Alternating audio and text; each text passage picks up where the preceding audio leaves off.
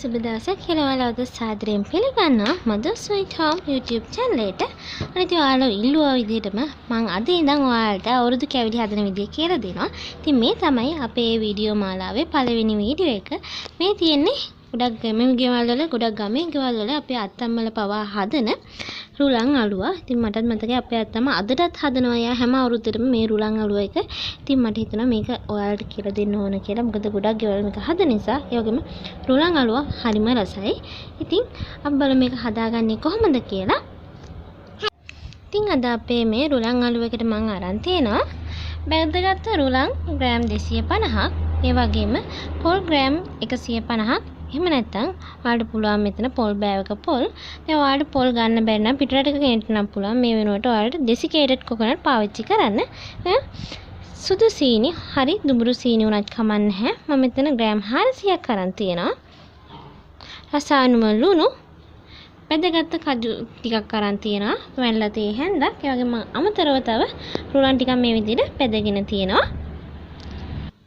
ඉතින් මම මුලින්ම කරන්නේ අපේ මේ රුලන් අලුව ටික හදලා ඉවරලා අපි ඒක දාගන්න ට්‍රේ එකට මේ බෙදගත්ත රුලන් ටික මේ විදිහට ඉහ ගන්නවා.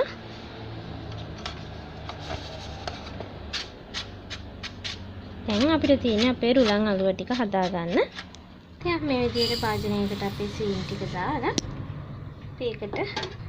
ඒකට මේ විදිහට වතුර පොඩ්ඩක් දාගන්නවා. දැන් මම මේකේ ඉපෝන් කරගෙන අපේ මේ සීනි ටික දී වෙනකන් අපි මේ ටික උණු කරගන්න ඕන.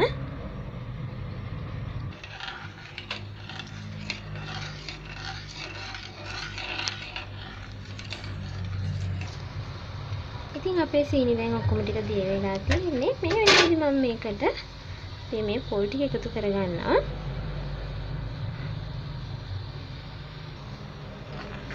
ඒ වගේම මම දැන් මේකට උණු චුට්ටකුත් එකතු කරගන්නවා රස පොඩ්ඩක් වැඩි වෙන්න.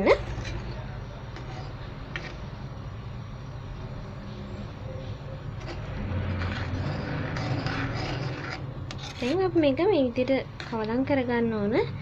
මේ මිශ්‍රණය පැණි පදමට එනකන්.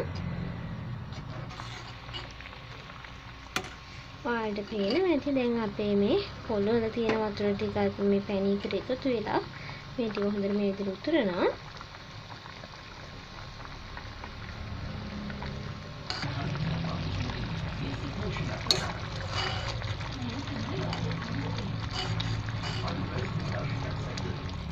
ඉතින් දැන් අපේ මේ මිශ්‍රණය පැණි පදම හරි ආඩ පේනවා මේක නූන වගේ ඇදෙනවා. ඉතින් මේ කියන්නේ අපේ දැන් මේ මිශ්‍රණය පැණි පදම හරියට තියෙන්නේ. මම දැන් මේකට අපේ කොටාගත්ත කජු ටික ඒ වගේම අපේ රුලන් ටිකත් මම මේකට එකතු කරගන්නවා. අරගෙන අපි මේ විදිහට දාගත්තට පස්සේ මේකට අග්ගාලා කවලම් කරගන්න ඕන. මම තාම ලිපේ යාන්තමට පත්තු කරලා තියෙන්නේ. ඒකට අපිට මේක කවලම් කරගන්න ලේසි. මම දැන් ලිප නිවා ගන්නවා. ඉතින් මම දැන් මේකට වැල්ල තේ හිඳි භාගයක් වගේ එකතු කරගන්නවා. මම දැන් මේක ඉක්මනට අපේ මේ කලින් අපි බෙදගත්ත රුලන් ඉහගත්ත ට්‍රේ එකට මේ ටික දාගන්නවා. අපි මේක ටක් ගාලා තුනී කරගන්න ඕනේ මේ විදිහට.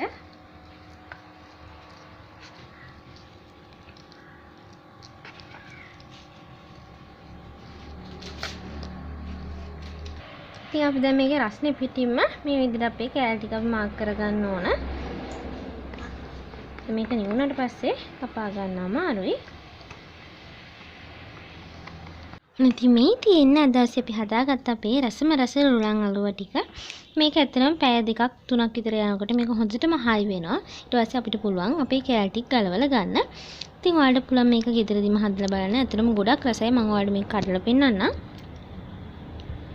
මේක කඩන්න කිසිම අමාරුවක් නැහැ. ගොඩක් හයි නෑ. මේක හයි වෙන්න ඕන ගානට හයි වෙනවා. ඒකම මේක ගල් වගේ හයි වෙන්නේ අපිට හපන්න පුළුවන් ගානට මේක මේ වෙනවා.